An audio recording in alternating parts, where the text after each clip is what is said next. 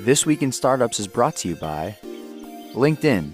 A business is only as strong as its people, and every hire matters. Go to linkedin.com/twist and get a $50 credit towards your first job post. 8 Sleep, the first bed engineered to improve your sleep through dynamic cooling and heating, detailed sleep tracking, and more. Try the pod for free for 100 days at 8sleep.com/twist. And the Meeting Owl Pro by Owl Labs, a 360-degree smart video conferencing camera that's revolutionizing how companies collaborate. To get $50 off your first Meeting Owl, visit owllabs.com/twist, then use offer code TWIST at checkout. Upcoming launch events. The next Founder University is on January 27th and 28th in San Francisco.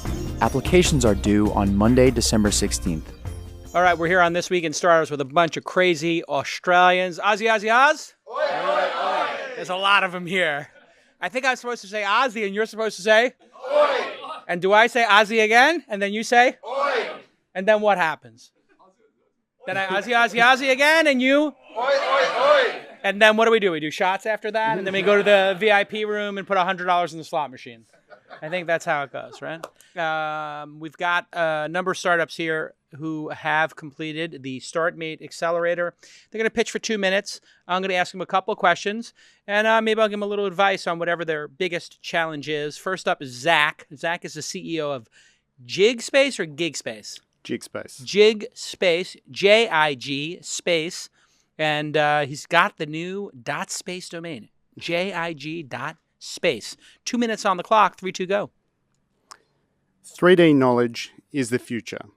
For sales, for training, for education.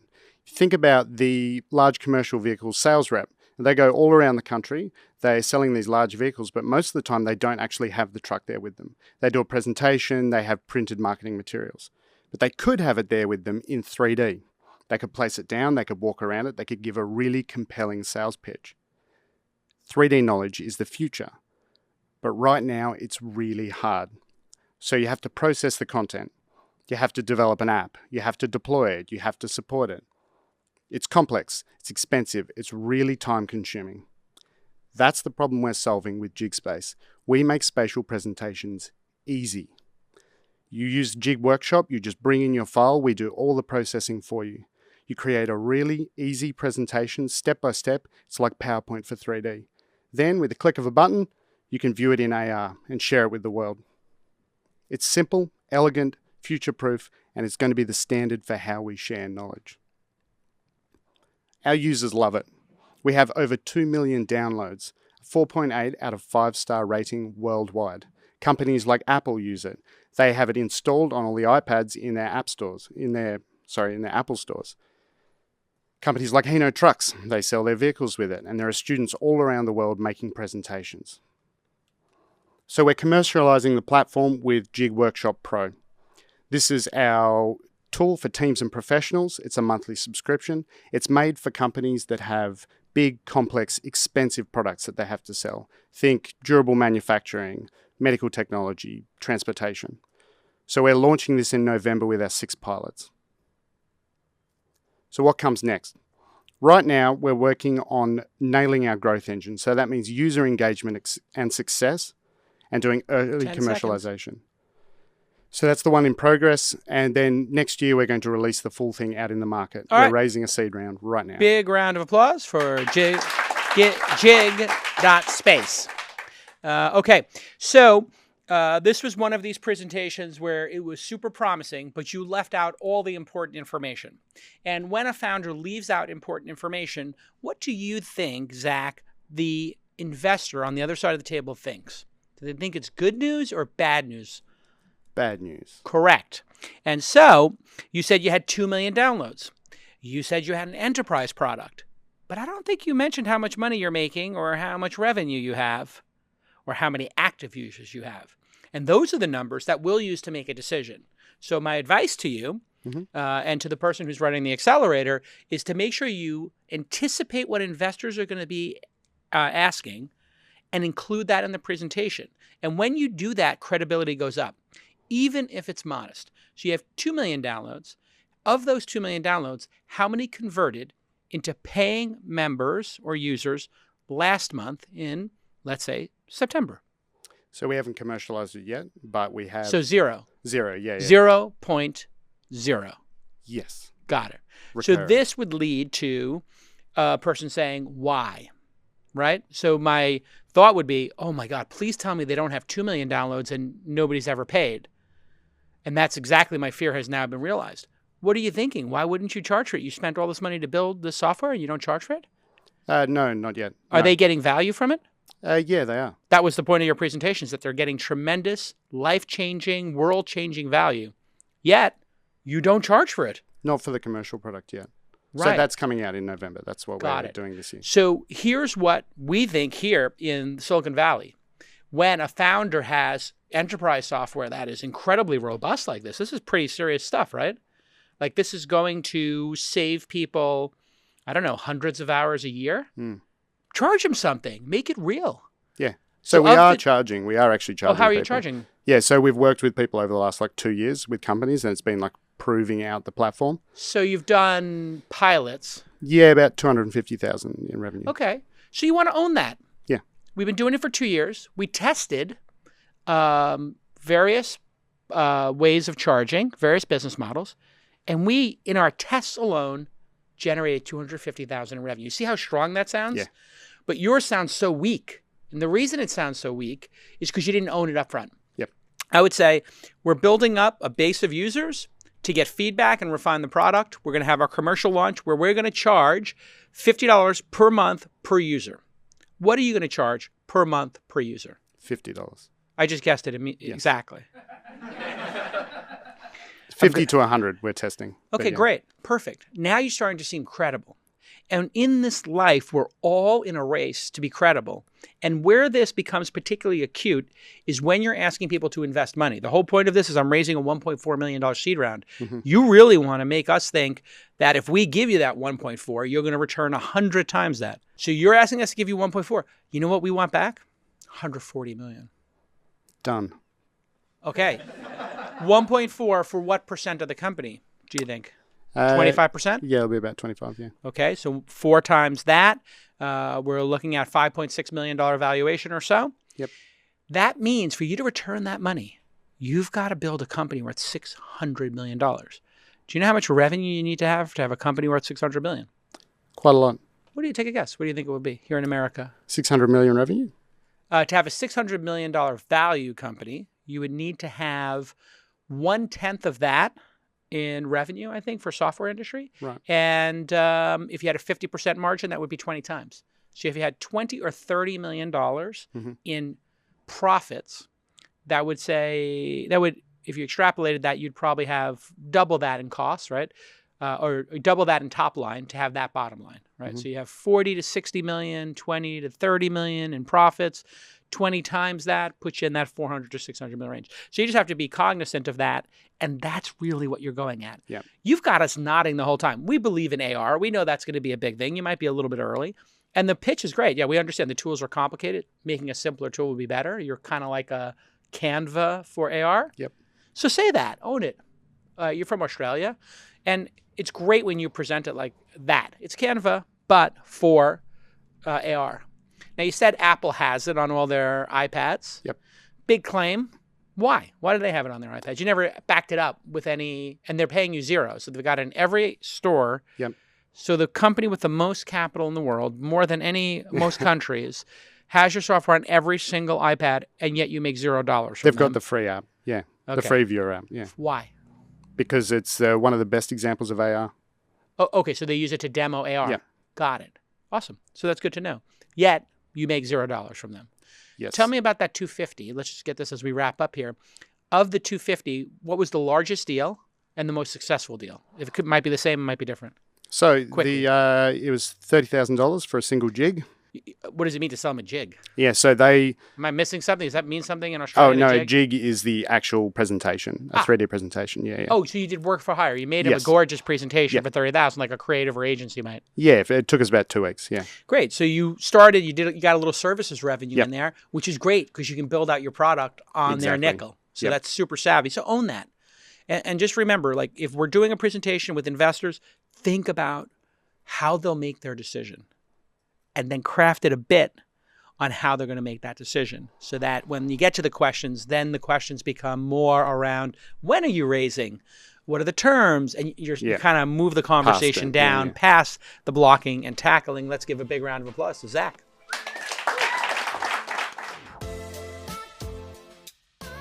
Listen, hiring takes a lot of time, and you're the founder. It's going to fall on your plate, and you know how much time it takes. And that's time you may or may not have. Likely it's the latter. You don't have the time. So urgency is your enemy when it comes to finding the best candidates. You don't want to make a mistake.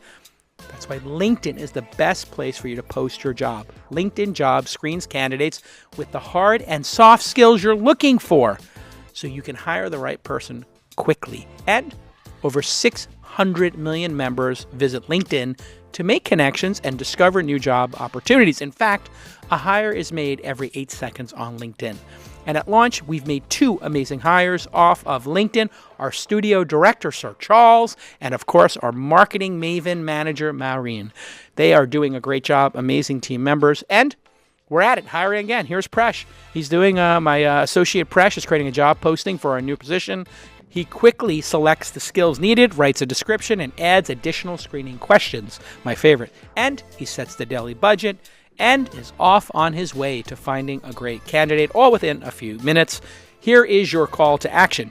With LinkedIn Jobs, you pay what you want, and the first 50 is on them. That's right, a 50 coming to you right now at linkedin.com/twist.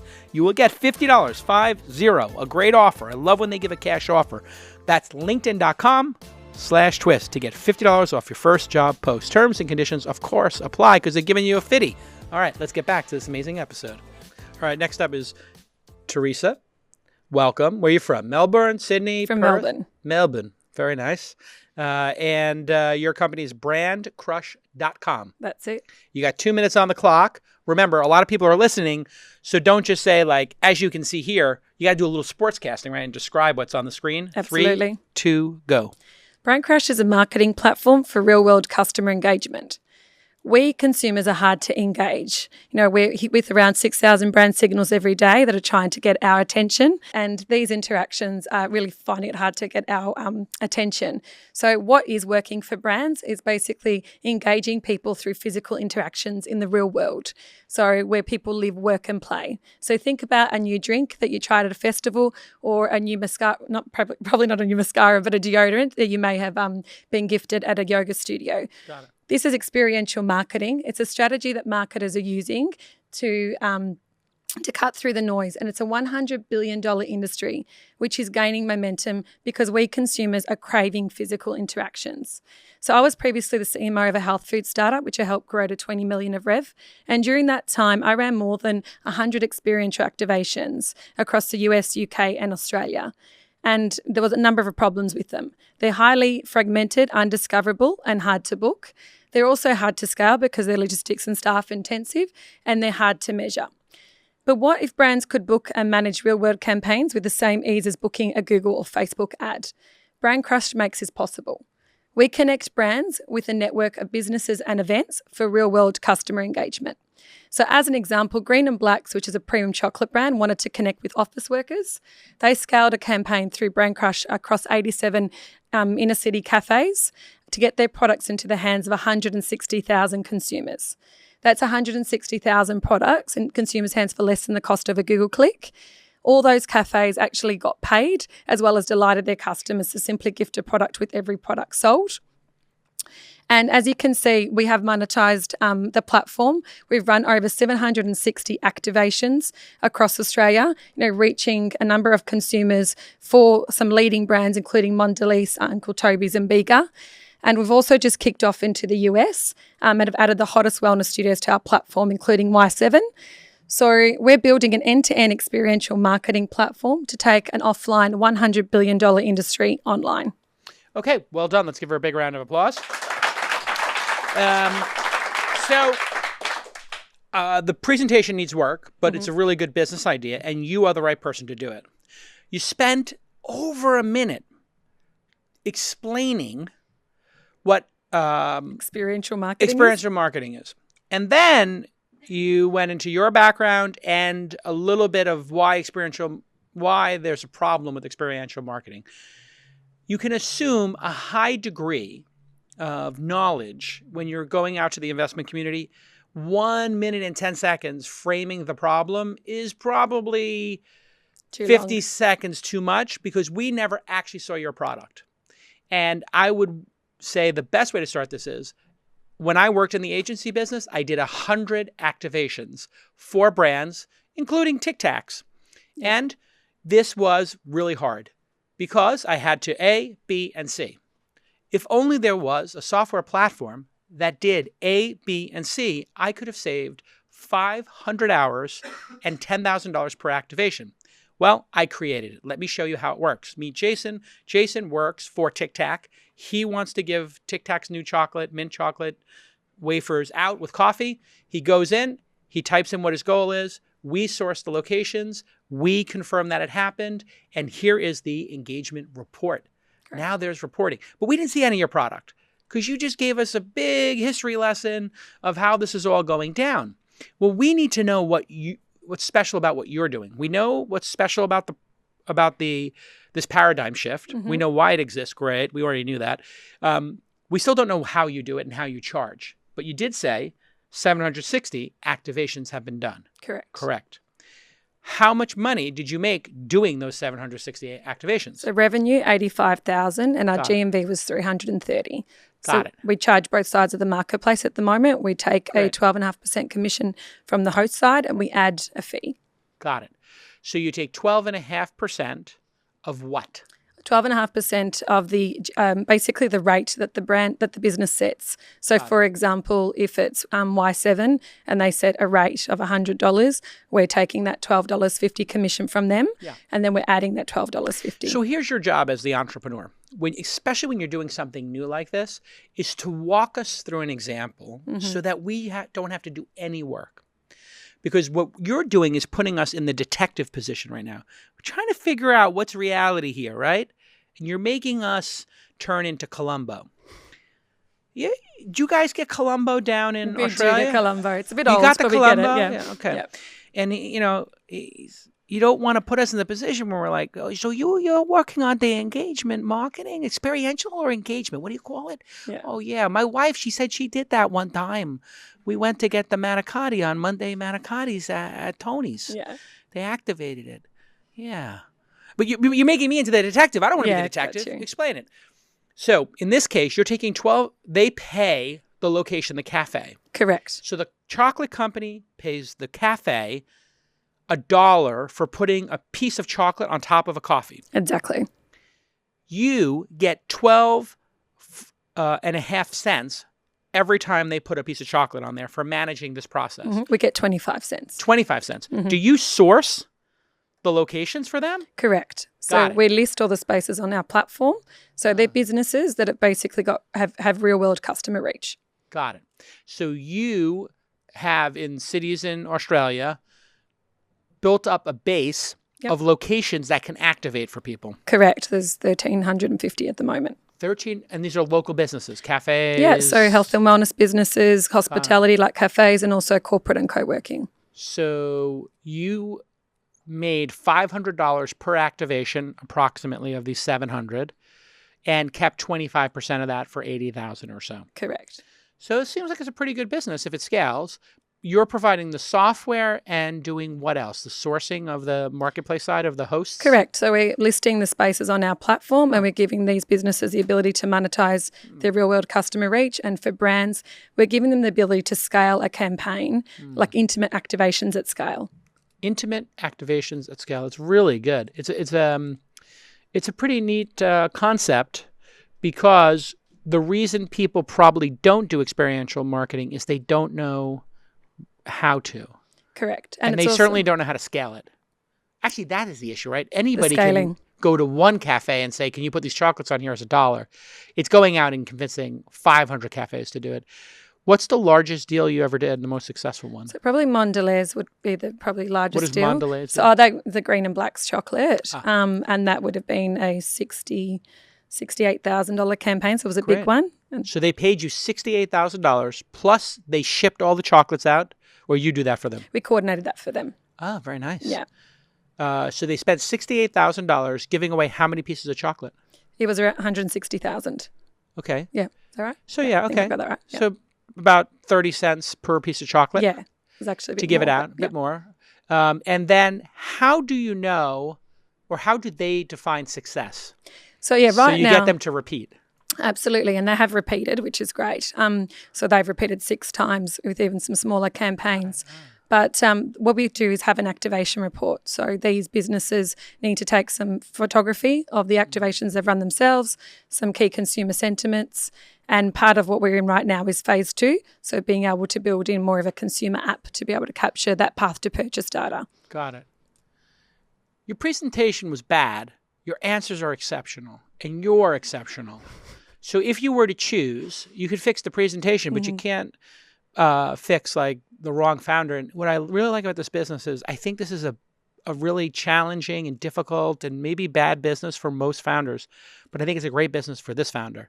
And we call that founder product fit or founder market fit. But I like to say founder product because I think that you're going to really enjoy building this product out. And like, you're not going to have to worry about competition because it's going to be so brutally hard to make this business work and who's going to want to do this? It's hard, right? But you want to do it. I do. And I think that's super important. So I'm really fascinated by what you're doing. And I think it's going to be quite successful. And repeat customers is going to be the key. And you might want to consider this being a SaaS product. We're actually working on that right now. Yeah. I think that I think the path will be for you. We have a company called Grin, grin.co, I believe is their domain. And they do this for influencer marketing. And we have another one, Captivate, that does like kind of agency influencer marketing. And experiential reminds me of this a bit in that it's filled with a lot of friction. It's hard to do, et cetera. What you need to do is if you're just charging for software, the people like this chocolate company eventually will be like, you know what? They taught us how to do it. Let's build it ourselves and let's get Airtable or Google Sheets and we'll figure it out. We'll bring it in-house. Exactly. So your reward for doing this 5 times with the chocolate company is for that person to go to their boss and say, this is working more than anything. We need to bring this in-house. And so what you really want to do is build the software platform for them and offer the services a la carte and say, here's the platform. You can just use it yourself. Or if you want, we can work on the campaign with you and, we'll charge you $200 an hour for that. So, but if you're software, then instead of them paying you just that one time and then you having to resell them, they're just paying you $10,000 a year for the software for the next 10 years. And then all their data's in your system and they're going to want to see over time, Yeah, that ROI every single time and that validation that it's the right thing to spend their money on. Yeah. Think about this. Think about making this an enterprise software play because they're going to eventually bring this in-house if it is successful. Let's give her a big round of applause. Well done. All right. Listen, if you're a founder, you're probably using a million different techniques to be better at your job. You know what the number one thing is? Getting a good night's sleep. That's how you become more efficient. That's how you become crisp and you make great decisions. That's the ultimate hack. You want to get a great night's sleep. And 8 Sleep is the first bed engineered to improve your sleep. I have this bed and I love it. You can set the temperature on 2 sides of the bed. So my wife, she likes it a little bit warmer than I do. I like it nice and cool. You can set the temperature and then you can look at your sleep scores. One of the things you can do is you can make minor adjustments. And one of the things I noticed was there were some lights on outside. You have lights on a timer and we just set the lights back 2 more hours and all of a sudden my sleep score went up. I realized I had ambient light coming in from outside that was unnecessary. In addition to that, I had thermal alarm from the 8 Sleep bed. What this meant was it made it slightly cooler when I needed to get up at 7 o'clock. And my heart rate goes up and I wake up naturally. I felt so rested. I could never sleep on another bed that doesn't have the 8 Sleep feature set. It is amazing. Customers who sleep on the pod fall asleep 15% faster. They toss and turn 25% less. And they increase that deep sleep. That's the one you want. They increase it 17%. And it's just an incredibly comfortable bed. So supercharge your health and productivity like I am. Get the sleep you need and deserve by heading to 8sleep.com/twist. 8sleep, EIGHT, sleep, SLEEP.com/twist. And you get to try the product risk-free for 100 days. They'll take it back if you don't like it. You're going to love it. That's how confident they are. Great job, 8 Sleep, and really happy to be an investor in the company as well. Thanks for making some room on the cap table for me. All right, let's get back to this amazing episode. We're meeting some really great founders with some really interesting companies here on This Week in Startups this week. It's one of the great joys of my life is to hear these pitches and then absolutely brutalize them for your entertainment and insights. Next up is Jimmy from Syncio. Syncio. Yeah. syncio.co. Yep. Syncio. Yep. 3, 2, go. Cool. We're Syncio. We are creating a connected world of e-commerce for a platform that real-time syncs inventory across every online shopfront in the world. So just quickly, just a backstory why we got into this idea. My previous startup was a fashion marketplace, and we were trying to bring all these brands onto our marketplace, which we built on Shopify. Quickly realized how painful it was to grab the inventory manually. They would send us a spreadsheet, and that took hours of our time uploading the products. But then once it was on our shopfront or our marketplace, the inventory changes all the time. So we'd oversell constantly and start to get really scared of getting orders placed. The brands would take so long to just, fulfill the orders and also get back to us if it's oversold. That's how we started. Well, actually, the brands were really, really interested in using us. We were building Syncio as an internal API. And, they were just like, look, we have the same issue with our own marketplace partners. So we launched it. This is what happened. We've grown 10 times over the past 12 months in terms of revenue. So it's about $1,500 USD to now $15,000 USD. So growth every month. We're now up to 2,000 brands using us across 75 countries. About 50% of them are in the US. We've synced over $300 million in gross merchandise value, and we've done it from $0 in customer acquisition costs. All of it has been through finding us on the Shopify App Store or through referral from either Shopify, digital agencies, or simply brands to other brands. So we have a sort of natural network effect and a natural kind of or inherent viral sort of component to Syncio. We work with big brands, but we also work with small independent brands as well to create sort of collaboration and cross-selling. We have a team that is... All right, time. Yeah. All right, let's give a big round of applause. Okay, there's something going on here really cool because you got from 0 to 15,000 in revenue, but you broke one of the cardinal rules of presenting. And by cardinal rules, I mean my rules, which is you need to show us, not tell us. Right. You put us on one slide with some words and talked for a minute and a half. Yep. You want to get right to showing the product. Yep. We never saw the product, right? Well, eventually, yeah. If we got to minute 3 or 4, maybe we would have gotten there. So what you want to do is say, in the beginning here, we don't need you to tell us a story or give you a bunch of history. Nobody cares. Yep. Look at me. Nobody cares. Yep. Nobody cares about your history. Nobody cares about the history of the universe. Nobody cares in startup land. Yep. All they care about is what problem does it solve for which set of customers, how much money do you make, and how quickly can you get to 100 million in revenue. So you're giving us all this context. Yep. And what's going through the mind of the investment community when you do that is, how is this going to print money? Yep. Who are the customers and how delighted are they? Yep. And anything that's not that is kind of the fat in this equation, right?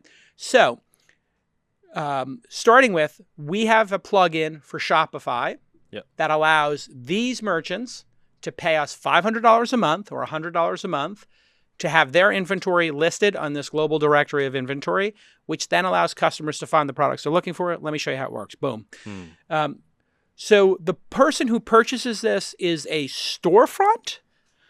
Yep. So, but wait, you said it's a Shopify plugin. So are storefronts using Shopify? Sorry, online storefronts. Online storefronts. Yep. So you're getting online storefronts. But I thought, do online storefronts actually inventory stuff, or do they all drop ship it? I thought they were all drop shipping it, and they don't actually inventory. Yeah, so that's what we're actually scaling. So we enable drop shipping for any online shopfront. So if you're an independent online supplier, you can now use Syncio to distribute your product through drop shipping method to any other online shopfront in Shopify. Yep. So that's totally different. So I have a shop where I sell pencils. Yep. You want to put I can let you put my pencils on your pad store. So if you got a store that sells pads and moleskins and journals, and I have Jason's pencils, and you have Jimmy's journals. Yep. Jason's pencils can make a deal with Jimmy's journals to list each other's products. Mm-hmm. And when somebody orders my pencils and your journals, they would get 2 packages. They would check out one time with 1 credit card. Yep. But then get 2 packages in the mail. 1 drop shipped from you, the journals, and 1 my fantastic pencils. Yeah, that's right. Yeah. Okay, so you're terrible at describing your product. Just so we're clear. Yeah. Like, you're making me be a detective and figure this all out. What a great idea. Yeah. I agree with that. It's a great idea. You're terrible at explaining it. Yeah. Let me unlock for you and every person out there how to explain complex things. Yeah. Ask your customers to explain why they bought your product to you in an email or a survey. So if you were to ask one of your customers, why did you buy Syncio? What would they say in plain English? What do you think they would say? Why did they buy it? They saw it in the Shopify store and they bought it. What was the reason they bought it? What would they say? Most common answer. Save time and to make more money through collaboration. Yep. Okay, perfect. Yep. So we help merchants save time and make more money through collaboration. Yep. Let me show you how it works. Yep. And this is the big unlock for founders. You're all sitting there trying to use some goddamn buzzwords because you think it's going to impress somebody or because you read them on TechCrunch or Product Hunt or wherever. Plain English. Yep. Just plain English. You sell X, I sell Y. And you see where I used an example that got a couple of laughs, right? If you can come up with an example that gets a couple of laughs or is a real world one that gets a couple of laughs, now you got people emotionally engaged. Yep. And so show, don't tell is one of the cardinal rules that we teach in our accelerator. And the next cardinal rule is examples matter. Yep. Yep. How much, I'm going to ask you a question. Short answers are appreciated. How much do you charge for your software? This is how much we charge. Okay. Yep, For the people who are not watching, it's free if you have 25 products or less. Yep. So that would be SKUs, yep. 25 SKUs or less. $20 for 100, $29 for 500, $39 for 1,000. Yep. And then this slide would be the power slide if you showed how many customers you had for each.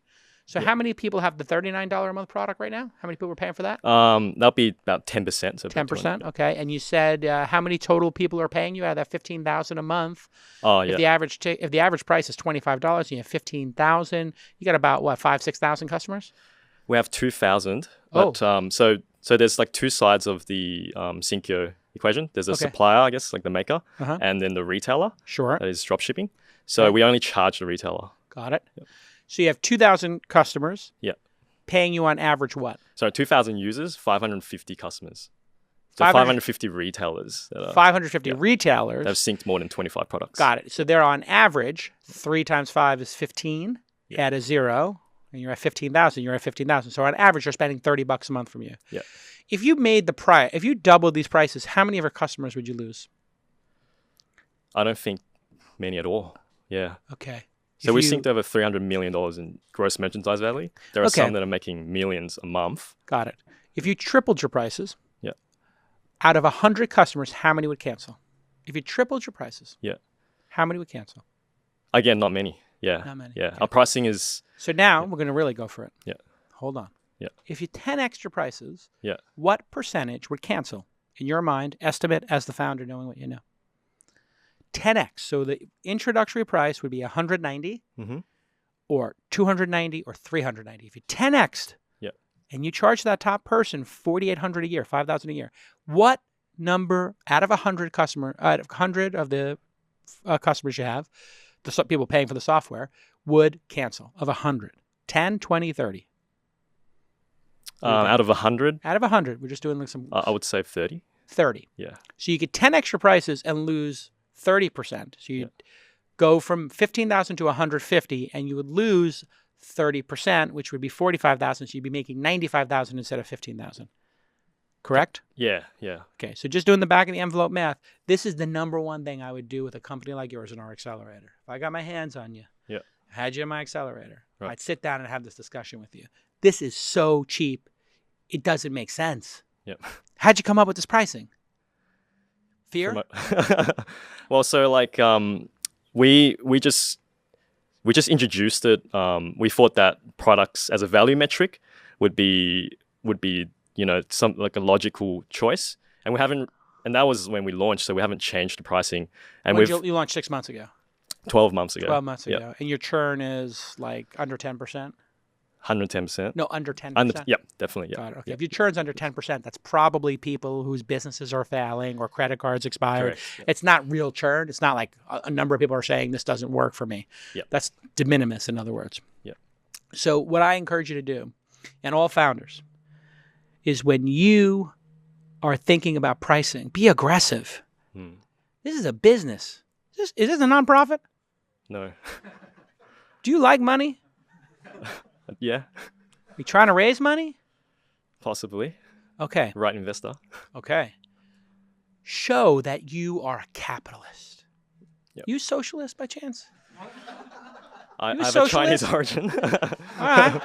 So Let's keep pulling the string now, okay? All right, listen. Great job. Really like what you're doing. You got a 10x, at least 5x. What you're charging. Let's hear it for Jimmy. Oh, thank you. All right. Nicely done, Jimmy. Are you tired of dull and ineffective meetings where nothing works and you can't get anything done and you just want to pick up your laptop and bang your head against it? That's my life before I had the Meeting Owl Pro. This is a 360-degree camera device with audio built in and microphones, and it uses AI so that when a person in seat number 3 starts talking, it zooms in on them with the camera. So the person who's on the road in an airport lounge doesn't have to squint and say, who's talking now? I don't know who's talking. The robotic camera, boom, zooms in on them. And over 22,000 companies are now using the Meeting Owl because they want to get stuff done. Let's be honest, you want to get it done. You don't want to waste your time setting up meetings. And the setup of this product is so elegant, so simple. You plug it in just like any other webcam you might have used in the past. But those webcams are not powered by AI, and they don't have 360-degree cameras, and they don't have perfect microphones picking up exactly who's speaking at that moment. It's made my Monday morning meeting and my Wednesday afternoon meetings flawless. And you're going to need this because you have a remote team, I'm sure, or you have clients you're doing meetings with. It's going to make you look super professional. You're going to be able to use it with any of the leading conferencing software. You're not tied to one because it's just like a webcam. Boom, plug it in, it works. You're going to get $50 off right now. It was an incredibly generous offer from our friends over at Meeting Owl. So I want you to visit Owl Labs, OWL, labs.com/twist, and use the offer code TWIST at checkout. That's owllabs.com/twist, and use the promo code TWIST when you check out, and you will get $50 off your first Meeting Owl. And the new Meeting Owl 360 is out, the Meeting Owl Pro. I have the Meeting Owl right here because we've been using it for a year. And we're going to upgrade this to the Meeting Owl Pro, which has got even better video resolution. I think they went to 1080p, which is just ridiculous and amazing. It is so awesome. You're going to just love it. Okay, thanks again to our friends over at Owl Labs. Great product. Really well done.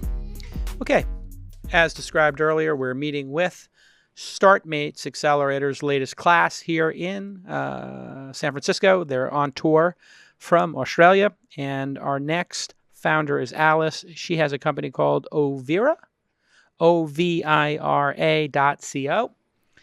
2 minutes on the clock, 3, 2, go. Jason, I have something exciting to tell you today that I never get to say. We have a tape delay. Just want to make sure. Go ahead. I love my period. But it hasn't always been this way because I'm one of the 2.3 billion women that spends nearly 1 out of every 4 weeks in pain. Not wanting to take over 900 pills a year to manage my pain left me constantly researching and devouring literature on other pain therapies. As like 94% of women, I don't want to manage my pain with drugs. I want something better. And that's why I built Ovira. Ovira is a device that stops period pain naturally and instantly. She's small and can be worn discreetly. And being rechargeable and tolerance-free makes her a partner for life. Backed by science and safe to use means Ovira is CE marked, TGA registered, and FDA approved. We're making her available for sale in Europe, Australia, and the US. We recently sent out 77 units for testing, which came back with an overall NPS of 82. $379 billion is spent each year on period pain relief. But as you can see, women need Ovira, period. And by driving down manufacturing costs, we are able to price Ovira at just $149 for the device and just $9 a month for supplies. It's a bloody simple decision. Okay. You cramped a lot into that. Thank you. Yeah. But it had a great flow. The presentation flowed just perfectly. And I'll leave it at that. You've come to the right place because we've invested in two menstrual. We too are big fans of cycles, and we have an investment in Ruby Love, which creates clothing and underwear to wear during your menstrual cycle. And we also have Tampon Tribe, which is creating organic, plastic-free tampons. So we know this is a great space, and it is like the Dollar Shave Club. Has great potential. So. What we didn't learn here, and this is going to be my first question, and this might have been a strategy for presenting. If it was your strategy, great, which is how does it work? Because you never mentioned how this works. What we saw was it's a little round device about the size of looks like a silver dollar or something. That's an American large coin. And then it's got two pads on it that have two cables that look like they're shocking the person or doing some electrical impulse. Yep. So is that what it's doing? Is it doing Yeah, so it's based on electrotherapy. So it sends low-level electric pulses, which in turn overload the nerves and stop the pain signals from traveling to the brain. Got it. So is this specifically for cramping? Correct, yeah. Got it. So thus my pun. So when you have cramps, if you shoot electrical impulses into the muscles around the stomach... It's more so targeting the nerves than the targeting muscles. The nerves. Yes. The nerves then feel the electricity as opposed to sending the signal to the brain. Am I correct in so it's picking up the vibrations instead of the pain signals. Got it. Yeah. And the brain thinks, okay, I'm just having some vibrations in my belly area. Correct, in my yeah. core. So it's based on the gate control theory, which says that vibrations enter quicker than pain. So we just got to send enough vibrations and then the pain... So this is like really the heart of this. Is this been something that has been around for a long time as a potential way to deal with period cramps, I guess is what people would say? Yeah, definitely. So the technology isn't new and it is like used for a variety of other uses, like in hospitals for women giving birth or like in physios for muscle recovery, like neck pain. So it's used in physical therapy, but nobody's ever had this idea. So you're taking a technology that exists, you've productized it. The pads that go on the end of the whatever sends the electricity in are disposable.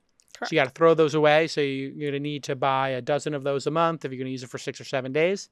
Like one pad set should last like one period. So got it. Okay. Yeah. So you'd wear it for that entire time, but you maybe could take it off to shower and then put it back on. Yeah. Without changing the glue. The glue will still work. Yeah, it will still work. Oh, that's great. So what you also want to be able to do is experiment. The way your business will be judged by investors is not on the device itself. We'll just assume that you have product market fit and it's somewhere between good and great. In other words, people aren't going to send them back and be upset about them and write 1-star reviews. Yep. Let's just say we assume you're going to get 4 out of 5 stars on average. We assume that you've done the product testing and you've got product market fit. Then it comes down to pricing and scaling this. And do you have the acquisition price that makes sense so that the contribution, if you spend $1 on marketing, you make $3. And if you make $3, you then have $2 in profit minus whatever it costs to send it, and you wind up with 50 cents in profit, right? And that's how this business will get judged. Do you have somebody on your team who's run a direct-to-consumer product yet and done $100,000 in ad buys a month yet? No, but if you know someone, send them my way. Well, here's the thing. The good news is you're in no rush. It's not like you have a sick amount of overhead for this business. It's not like this was building, I don't know, like the Bird scooter, which might have cost $10 million to develop the latest Bird scooter or something like that. And those scooters cost $500 or $600 each. Because you got this to market so efficiently, you have time to learn this yourself. And I encourage you as the founder to really think about learning, making great creative and learning who your customer is and how to find them online through SEO, organically, and through paid channels, because they do reinforce each other. If you wrote really good articles of here are the 6 ways to manage period cramps and pains, and you're one of them, and it's from you directly, and then and you happen to rank in the top 10 for that, and then you make a video about why do you get cramps and what's the different ways to deal with cramps. Does hot water help? Does ice help? Does does electrical work? Yeah. So you kind of take a bigger picture and then you embed yourself into it as kind of the high art. So if you were talking about, all the different things that could come with it, like does drinking tea help? Does meditating help? What are all the different ways to do pain management? And even talking about the pain drugs and what the side effects are, you could kind of get people when they're in that journey and they have that explicit need. So you spend some amount of money on ads on Instagram, on YouTube, et cetera, but they flow to content. Yeah. And then that content starts ranking for SEO. And then you get the free people who are just searching and coming to your website and buying. And you got to get that flywheel going. Yeah. So give yourself zero credit for the product. Give yourself zero credit for everything you've accomplished now, and challenge yourself as a founder to really own that piece of the puzzle. Because it's not enough in today's market to just create a great product. You also have to be a great marketer. So really think about what the brand stands for. You're funny, you're engaging, and you've got the puns down. And, we had 20 people laughing, out loud 4 times during your presentation. I say go with humor, since you seem to be comfortable with that. And you can make all the puns you want. And you saw that with Dollar Shave Club, right? Yeah, definitely. They really went for it, and they got a little cheeky, and that you stand out, right? So don't be afraid to stand out and get this product out there. Thank you. Great job. Thank okay, you. let's give her a big round of applause. All right, I got all my Australian friends here pitching their companies. Oz. Oi, oi, oi. There you go. I love it. I just love that. Okay, next up is Brett from Flaktest, Flak test.com. 2 minutes on the clock. 3, 2, go. I'm Brett. I'm a teacher, ex-pro gamer, and the founder of Flaktest, and we help kids become better learners through the games they love to play.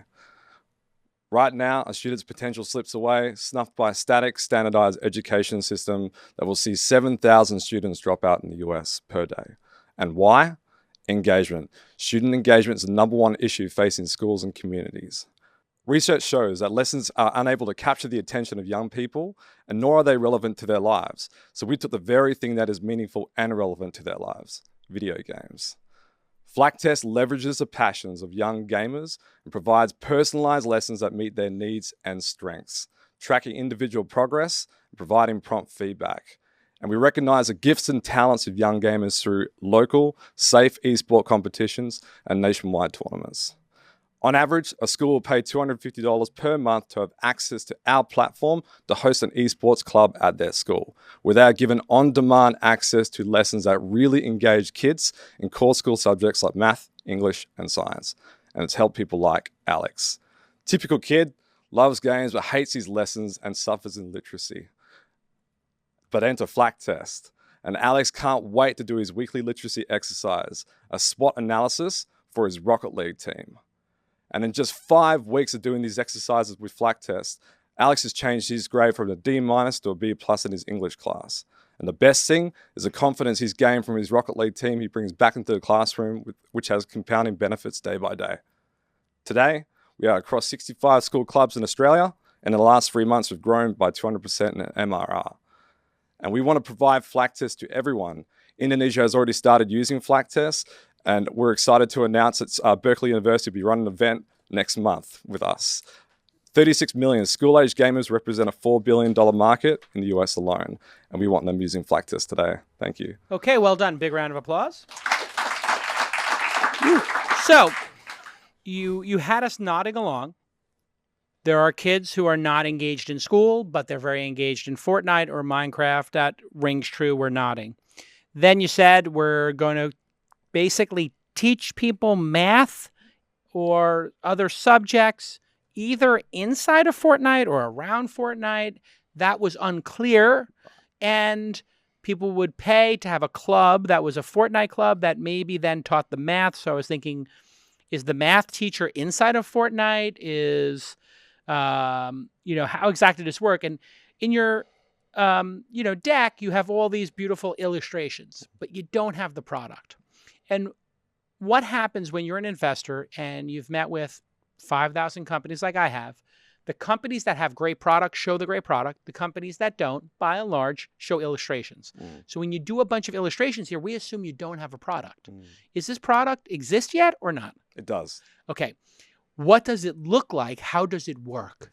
Imagine it's like the Khan Academy for video games. Got it. Yeah. Now that's a great descriptor. But instead of forcing me to be Columbo and going, oh, you're putting the Fortnite together with my wife, she says I should learn to floss dance. And we're confused as to how this actually works. So it's now you've got us maybe a third less confused, but we're still confused. So does the math class occur in Fortnite? It does. So it's like an educational sandwich. We have the lesson, the game, and then the reflection. So why not show that? Okay, cool. Yeah. I mean, show us. Don't make us work. We want to see how this works. Is it a YouTube video or is it a piece of software? It's a piece of software. So there's a piece of software you load on a computer that is part of Fortnite, or it loads Fortnite after? Oh, it's a software as a service platform. And basically the kid is like learning something, which then they actively learn in Fortnite and then reflect on their learning afterwards. So then they go onto this Khan Academy web browser-like learning tool. Mm-hmm. Then it says, okay, pop over to Fortnite and we'll play some sort of script or movie over there. Imagine that you're learning probability in year 7 or year 8. Yeah. And so that concept is then brought into the game itself, where the kid's doing an exercise with an objective, and then they reflect on how they went. Got it. Yeah. So you're teaching probability. So you want to teach the probability of landing in the right spot, or the probability of getting a headshot, or the probability of winning with this gun or that gun or that character. This is brilliant. Terrible presentation, brilliant idea. Cool. Which, if you could pick, you can fix a terrible presentation, but you can't make a terrible idea brilliant. So you're in good shape in that way. You're charging $250 for this to a school per month, which is $3,000 a year. How many kids can use it for that? Unlimited or a class? It's a class. Got it. Yeah. Okay. So you're deciding to sell this to schools as opposed to selling it to parents. Yep. Why? Okay, so you're like the nth person who's told me that. And since I've been part of this Startmate Accelerator program, we're actually like really excited that we're going to actually offer it to parents very soon. Okay. Yeah. And the reason I ask this is schools take forever to make a decision. You've learned that. Yes. You have... Did you say you have some revenue already? Yep. For 2019, what will the revenue be? Just tell me. Oh, for 2019, it was 20K. So this year you make 20K. Oh, in the last 18 months, sorry. Last 18 months, which is based on 3 or 4 schools using it? Or paying for it? It's around 15 schools paying for it. Got it. Awesome. And how did you acquire those schools? Word of mouth. The kids go and do it for us. Perfect. Yeah. So what you want to do is just go directly to parents who will spend any amount of money to have their kids catch up in school. Yeah. The idea is great. And I think, you may or may not know about Reggio Emilia. Do you know does that ring a bell? Reggio, Reggio, Reggio Emilia. No. All right. So you've heard of Montessori teaching? Yes, I have. Okay. So this Montessori, people have heard about that, like child-led education. Reggio Emilia's approach is an educational philosophy focused on, and I'm reading from the Wikipedia, on preschool and primary education. It's a pedagogy described as student-centered and constructivist that uses self-directed experiential learning in relationship-driven environments.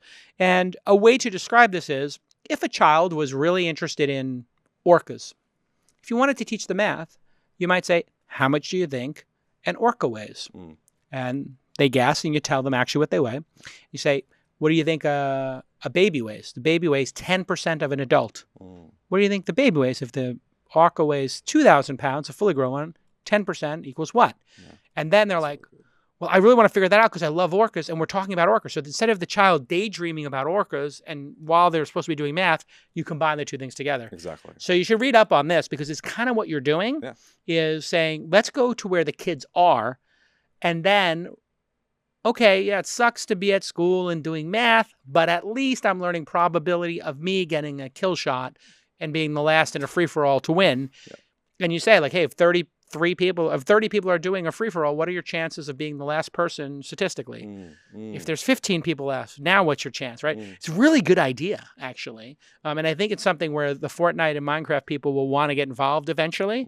And parents will pay, I think, anything reasonable per month for this. And I think $5 to $19 a month billed annually would be a no-brainer for parents. So you say $10, $20 a month in the App Store subscription, and let them pay for it in the App Store because that's where they are. Yep. So if you brought this to the App Store and did the lessons there, that could be very powerful. I know, and let them sign up there. They can go back to their desktops or their PCs to do it. But it's a very clever idea, and I think it's got legs. Thank you. All right. Big round of applause. All right. Welcome back. Gemma is here. She's from Work 180, rocking the launch t-shirt. Wow, you know your audience. Very well done. 2 minutes on the clock. 3, 2, go. My name's Gemma Lloyd, and I'm the CEO of Work 180, and we're getting women hired by the best employers. So I worked in the tech industry for around 7 years, working on mainly what I refer to now as archaic boys' club environments, and really got to the end of that 7 years and wanted to make a difference and change that for women. And so Work 180 was founded in February 2015. So we have completely flipped the traditional job platform model on its head. Instead of just the job seekers sending in their CV and their credentials, we're now saying to employers, no, show us your CV and your credentials. If they've met a minimum benchmark, they can join the platform, and then we then connect them with women. And it's this approach that has seen us get up to 50 times more women apply for jobs than other traditional platforms. But it's not just about overall application uplift, it's also about quality of application. So you can see here that we've proven to get 8 times the conversion from application to hire from traditional job platforms like Indeed, and 4 times that of LinkedIn. And this particular example is for women in software engineering. This is our MRR growth. So we're currently sitting at 28,000 US monthly recurring revenue. So we work on a SaaS model that's paid by employers, anything from $500 per month to $4,500 per month, depending on organization size and demand. These are just some of the endorsed employers that came onto the platform this year, across Australia and the UK. In terms of go-to-market, we get 30 to 50 inbound inquiries from employers per month. And how we get to candidates, well, we have widgets that are streamed on women-specific audiences like She Loves Data, Women in Transport, Talented Ladies Club, Pie Ladies, for example.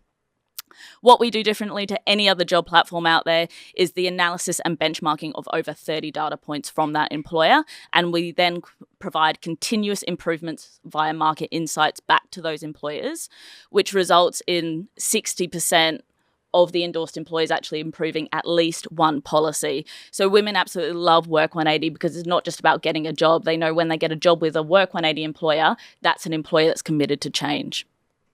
Okay, well done. Let's give her a big round of applause. Okay. So, to recap, you allow only top employers on your platform, work180.co.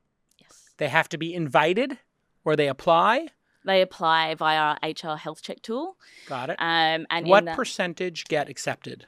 We turn away around 10%. So 9 out of 10 people get accepted. Yes. 10% don't get accepted. Correct. When they get denied, what is the typical reason they've been denied? They haven't met a minimum policy benchmark around paid parental leave or flexible working or professional development, and that's all been driven from job seekers and what they want. How many?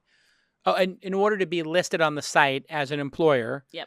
you have to be paid. You have to pay a fee. Correct. Got it. So this is a subset of all. You can go right into the microphone there. This is a subset of all employers, let's say, in Australia. So they have to be willing to pay. If they're not willing to pay a very reasonable fee of, what is it, $500 to start? $500 to start if you're small, up to $4,500 per month. So the minimum is you have to be able to pay $6,000 a year. Then how do you get women onto the platform? So we know how you get the companies. You filter them. You basically are certifying them. Yes. You're giving them a good housekeeping seal of approval, an organic seal of approval in a way, the 180 seal. Yes. How do you get women to apply to those companies? How do you get the supply side?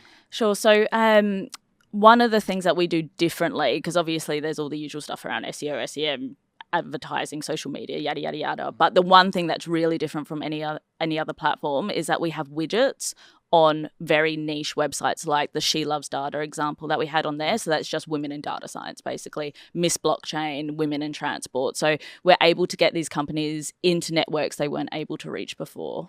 So you find organizations that are willing to put your widget up for free. Sometimes you do an affiliate or you pay them to put it up? Sometimes it's in kind. Sometimes we provide some financial support. A lot of these organizations are volunteer-led. So they really appreciate it, even if we do like promotions of their mentor programs through to the employers on our platform. That might be like an in-kind agreement that we have with them. What about giving them a percentage of everybody who signs up?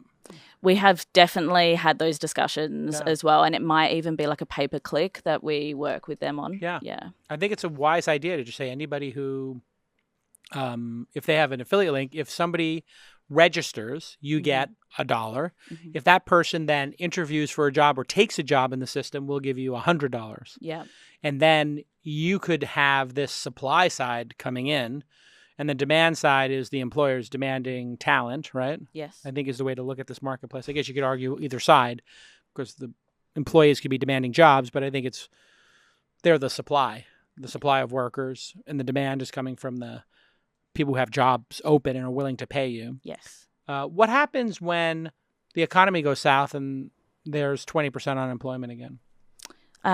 Well, then we hopefully have a diversified enough range of industry. So it's not just, I mentioned tech quite heavily in that, but we work across tech, mining, retail, hospitality, and high healthcare we're in discussions with quite a few hospitals at the moment. So that's an recession-proof. Do you do application tracking as well, like some of the other platforms, ZipRecruiter or other things? Yeah, so that is difficult because big companies have their own application tracking systems and it kind of goes out to them. Right. However, we've just implemented something really cool that's kind of solved that problem. So we've now got a feedback loop. So a woman applies for a job and she can opt in to give us feedback on how her interview process was, whether she got the job, and then 3 months later, did it live up to her expectations? That's super powerful data. Yes. So now you're getting into the Glassdoor area. I think reviewing the interview process and then if you let them write reviews of the interview process, and then if they give it less than 5, let's say they give it less than 3 stars. So when you're on Uber, if you do 1, 2, or 3 stars, they ask you why. If it's 4 or 5, they ask you if you want to give like some praise, and they give you like, excellent service, great driver, clean car, whatever. If it's bad, they say, oh, how could it be improved, right? Yes. So there could be a very interesting feedback loop for you as an upsell, or just as part of the value proposition is, hey, when people apply, we ask them to candidly tell us a rating. If it's 4 or 5 stars, we put it right on the website. If it's under 3 stars, we send it to you. We give them the option to share it with you at their discretion and give you a chance to maybe talk to them about how that process could be improved.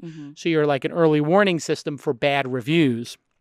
So if they felt they weren't heard in the interview, if they felt the person didn't read their resume or wasn't prepared, or that they applied for a certain job and there was a bait and switch or whatever, those employers, if they're willing to pay you, I'm assuming they really care deeply about the experience. So you could sell them, hey, we're going to be an early warning signal for you, an early warning system for you to avoid the Glassdoor reviews where it could get bad, right? And I've never seen, is there a website out there, I don't know if Glassdoor does it, that aggregates what it's like to interview at a place?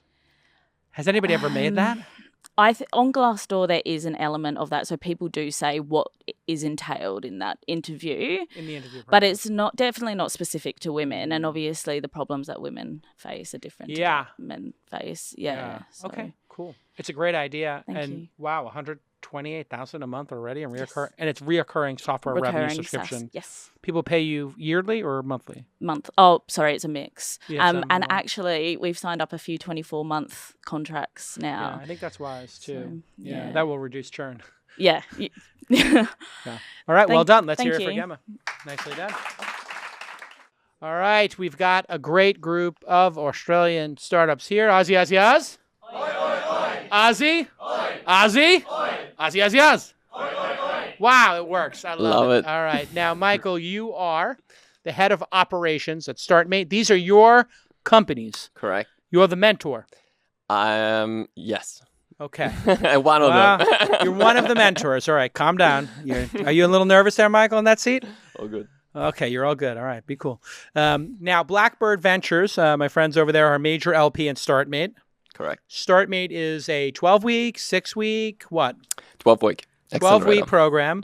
You put in $1 million into each company for 1%. $75,000 for $1 million in valuation. Got it. 7.5%. So you get 7.5% for $75,000. It's a good deal. It's a good deal. Now, what do you do to earn that? Because that is a below market. The market valuation in Sydney or Australia would be for these companies typically 2.5 or 3. What do you think? Yeah, well, San Francisco is slightly different to No, Australia. but for Australia, you Of think it'd be Australian? 3 million? Potentially. 2, 3? Yep. Is the early stage startup valuation. Yeah. So you're getting it for half price, but you provide the program. Yes. Got it. Put, Same as anybody here, Y Combinator or Launch. And what do you provide for in those 12 weeks? What does the program do? Yeah.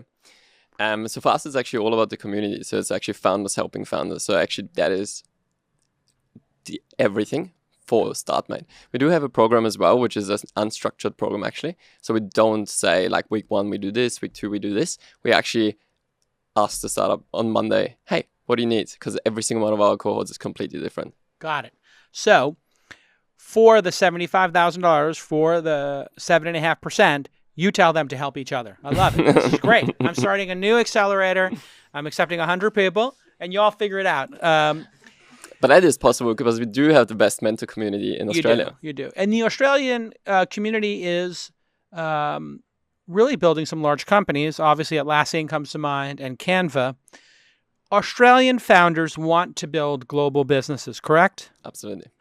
And it's possible to build these global businesses today fairly easily because of remote work anyway. Absolutely. However, you have a nascent venture community. So the job typically of an accelerator is to help get the companies to raise that next round. When they graduate, you only have 4 venture firms in Sydney, right? There's only like 4. 4 of the large one, yeah. The venture community is growing though in Australia. It's going to grow from 4 to 5? Yeah. It's only going up from there.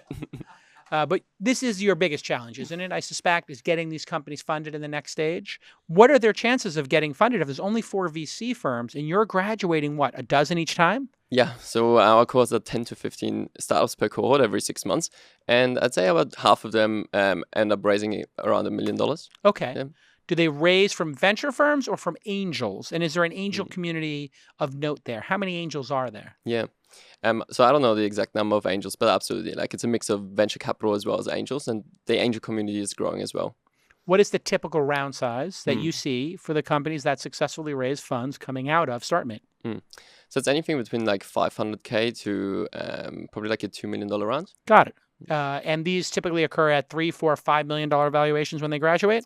Yeah, I mean, what's the average median? Yeah, that's 4 million. 4 million. Yeah. So they raise $1 million for 20%, something in that range. So the valuations are roughly half of the United States. But is it also true that the costs of running a business in Australia are half, or maybe a third, or 2/3 of the cost of doing it here? I probably would say, yeah, probably a third. Salaries, especially here in San Francisco, are really high, and the cost of living here is incredible. What does a developer or a salesperson with, let's say, a developer with 5 years experience and a sales executive with 5 years experience, what would they cost in Australia? Ballpark. In US dollars. 100K? 100K US. For a developer. And that developer in the US would probably cost 150 or 125. Yep. Got it. So it's not free. It's not like Estonia or something where you're going to, or Uruguay or Paraguay where you might get an amazing deal, but it's definitely a third less. Yep. So the money goes further. The valuation is a little smaller. How do you pick the companies? So we are industry agnostic. So for us, we've got software, hardware, aerospace, sports companies, anything. But for us, actually, we pick the most ambitious founders. So founders who want to go global from day one, who actually have a huge ambition to change something big in the world. When you accept, let's say, 12 people, how many people apply in order to get to those 12? How many applications did you get for the last class? 300. 300. Yep. So if you apply, you have roughly 3 or 4% chance of getting in. Yep. So 1 out of every 25 or so people get in, correct? Something Yep. in that range, 1 out of every 35 people. How do you pick, aside from they want to go global and they're passionate or they're driven, how do you really pick? Yeah. Because let's face it, I looked at the companies today. They're all very similar in terms of revenue and product market fit. I'd say they all have early product market fit, and only one of them really had significant revenue, 180. But so how do you pick at that early stage?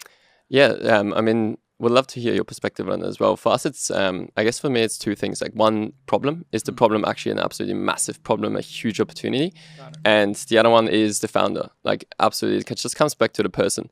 Like, does that person have the drive to build an incredible company? Got it. Okay, so we got to see 7 companies. We'll probably wind up featuring in this episode. I saw 7. We'll probably feature 5 or 6 of them, depending on time. I'm going to give you just some candid feedback on them, and then tell you my number 3, 2, and 1 through the lens of would I accept them to my accelerator and/or syndicate them and invest in them? Yeah, if I may. absolutely. You did a good job. These are all serious concerns. None of them are duds, so that's good. The presentations all need work. You heard my presentation work. Do you work with them on the presentations? Yes, we do. What I want to mention is we just had our demo days where the presentations were 4 minutes long. Yeah. So they all just cut them out. You need to do a little more work on the presentations. So how long you been doing this? 2 years now. 2 years. All right. You open to a little bit of advice? Absolutely. All right. I'm going to give you a couple of pieces of advice. Get to the point. Everybody's busy. You're training them to do 4 minutes. You're training them to run too slow. Give them 3 minutes. Make them cut stuff out and get to the point quick. So rule number 1, make it 3 minutes. Make it hard for them. If you can't explain your business in 1 minute, it's a bad business or you're a bad founder. That's my rule. So when I tell people they have 3 minutes, that's 2 minutes more than they need. So give them 3 and tell them they need to show their product within the first 15 seconds. And you have to, as the person running this, rip out anything that is superfluous, anything that's fat, and get them to the point immediately. The number 1 job here is to understand the business. And in these 7 that we saw, 3 or 4 of them I had to really pull out what exactly is the business. So when we looked at Syncio, the Shopify one, it wasn't very clear exactly what they do. Aerobe, same thing. You need to teach them to say it in plain English as their customers would explain it back to them. And so that's the test. So get to the product in 15 seconds. Then examples matter.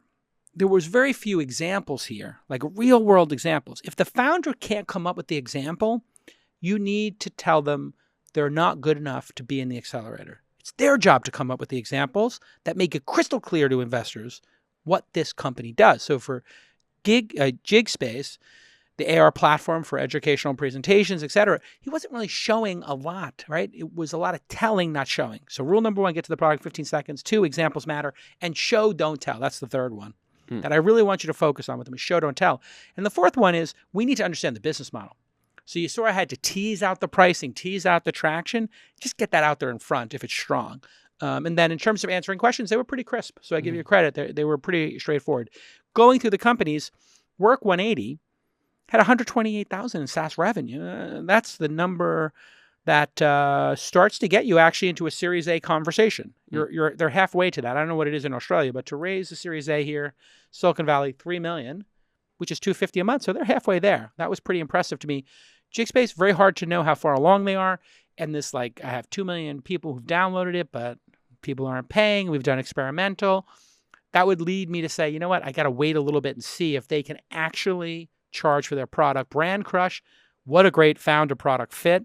Really liked it. Most people hate advertising platforms, but if this were advertising network kind of businesses, but if that became a SaaS business and they delighted customers, you could see that one growing. It's just going to be a little bit of a gestation period because it's a new, influencer influencer marketing. It's very nascent. It's going to take a little while for enough people to really invest a lot of money into it and people to have that title. But now we see a lot of people having influencer marketing as a title. Syncio, wow. Charging too little, but big race to 15. So I really like Syncio. The founder, Jimmy, needs a little work as a presenter and getting to the point, but that's real revenue there. Aerobe, I'm a little concerned about that space because I've seen this many times. But one of the things about doing these things many times, specifically the reselling of clothes, is that eventually somebody figures it out. So, even if 5 or 6 or 10 people have failed doing it, this might be the one that figures it out. Ovira, the founder was dynamic and funny. And that goes a long way in terms of marketing. I could see her Dollar Shave Clubbing it. And Flaktest didn't show the product. ugly presentation, but so brilliant. They're all brilliant. Are you not used to this level of candidness? No, absolutely. That's exactly what we I do. thought you guys were Australian. Isn't this like Yeah, candid? yeah. You're looking at me like you're shocked. Are you okay? That's exactly what we do. Okay. Are you tearing up over there? Are you crying? Am I being too critical? Is he getting He's not tearing up. I just I'm love them all joking. so much. You love them all so much. Yet, what really matters here is my opinion. Okay, I'm going to give my 3-2-0. We know that you love them. These are your kids. But I get to accept them and anoint them right now in Silicon Valley as potentially coming to our accelerator or being syndicated by us, which would be big money. Like Silicon Valley money, right? My top 3. Work 180's in there. That was really special. 128K. Now, Ovira is in my top 3. Based on the founder, even more than the product, I think this is a really good founder match. And then I thought I really like this idea that Brett has of Flaktest. And I hate education. Not that I'm stupid or anything, but education is really hard to make work. But the raw idea of, and I got it out of him during the Q&A, Khan Academy plus Fortnite. This is pretty special. I could see parents going bonkers for this. So I put Flaktest in there as well. Now, I'm going to rank them as well. So here we go. Flaktest, pretty nascent. You got a lot of work to do, so I put them in 3rd. Ovira, they got pretty good progress, but I put them in number 2 because it hasn't launched yet. And then 180 has the clear path to a Series A. I put them in 1st. Big round of applause for our winners.